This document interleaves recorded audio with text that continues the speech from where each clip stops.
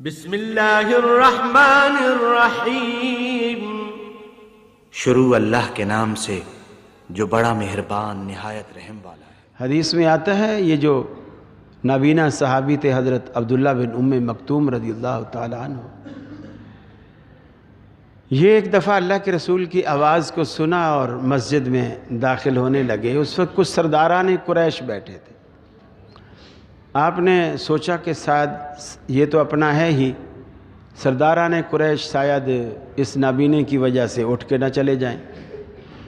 اسے کہا عبداللہ کچھ رک جاؤ، تھوڑی دیر بعد آنا، ابھی میں تھوڑا مصروف۔ وہ چلے گئے، انہوں نے ایک لفظ بھی نہیں بولا۔ اللہ نے فوراً جبریل کو بھیجا اور کہا میرے حبیب سے جا کر کے کہو عبس وتولی ان جاءہ الاعمی وما یدریک لعلہ یزکی۔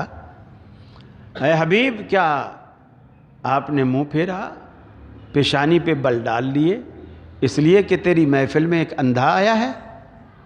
آپ ان سرداران قریش کے لیے اپنا وقت برباد کر رہے ہیں، اور وہ جو اتنی محبت اور اخلاص عقیدت سے آپ کے پاس آ رہا ہے اس کو آپ نے روک دیا۔ صحابہ کہتے ہیں اس کے بعد ہم نے دیکھا جب بھی عبداللہ اللہ کے رسول کی محفل میں آتے، آپ ایک اکثر چادر کندھے پر رکھا کرتے تھے، آپ اس چادر کو کندھے سے اتارتے اور زمین پہ بچھاتے اور فرماتے عبداللہ یہاں بیٹھو، اللہ نے مجھے تیری تعظیم کرنے کا حکم دیا ہے۔ ان اللہ شاکر علیم، اللہ قدردان ہے۔